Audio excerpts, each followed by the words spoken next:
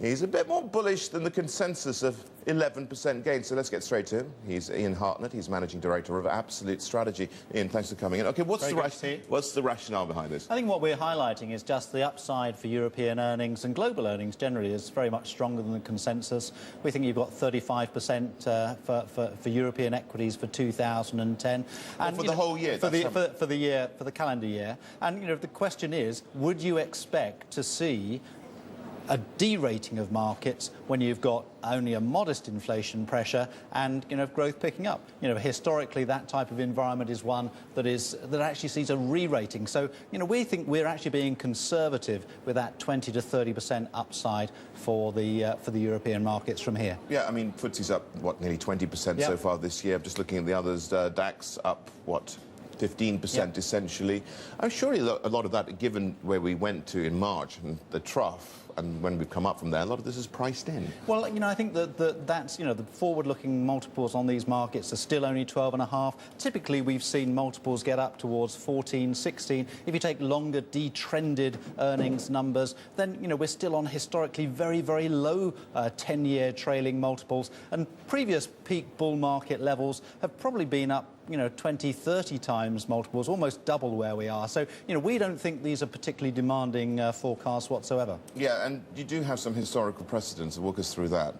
Yeah, well, in terms of what we're looking at, we've been using one of our key indicators has been the relationship between the yield curve and the VIX. And what that highlights to us is that very steep yield curve over the last couple of years is still telling us that risk aversion is going to fall in the year ahead. So something very different to what a lot of people are saying. So the VIX back below 20, perhaps even as low as 15. Now, you're talking about, I want to talk about that in a second, but I was referring to your study of 1975 and 1976. What were the similarities? Well, I think what we're looking at there is that the very sharp bounce back that you saw in these markets. The UK market was up 150% off the bottom.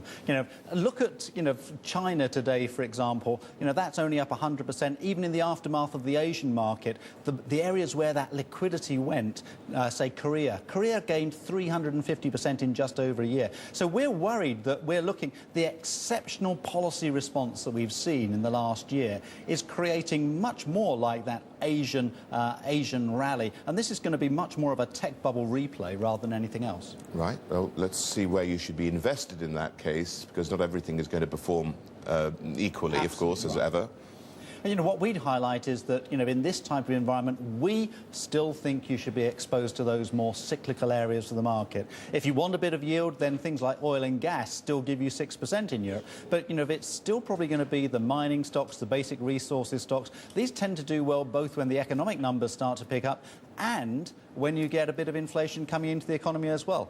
It's very tempting, I think, for investors, and we've seen some of this in the last month or so, to try to get back into defensive, try and pick up a bit of yield. But just look at those bond markets today. They're telling you the bond yield's going to go higher. Do you really want to be in bond-sensitive stocks at a time when potentially... So you should actually be looking at the short end and not actually...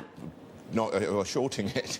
Yeah, we think that one of the biggest shorts out there is probably the 2-year Treasury. First time since the late 1970s that the 2-year has been below core inflation in the US for any period of time. Shows you how good the policymakers have been at getting policy coming through, but it also highlights there's a major risk once that starts to unwind. There is obviously the probability that we're going to see these exit strategies in place and some of the liquidity pulled out of the system. What happens then? Well, historically, if you look at the last 6 Fed rate cycles, only one of those, 1994, saw European equities immediately fall, and the downside was 20% in the next 12 months.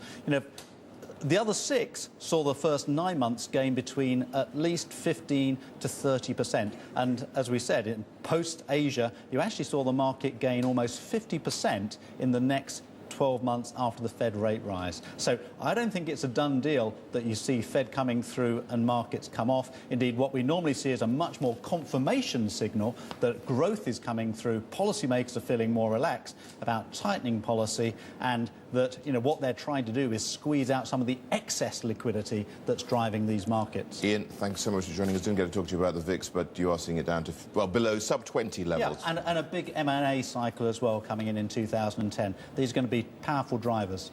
Ian, thanks a lot for joining us.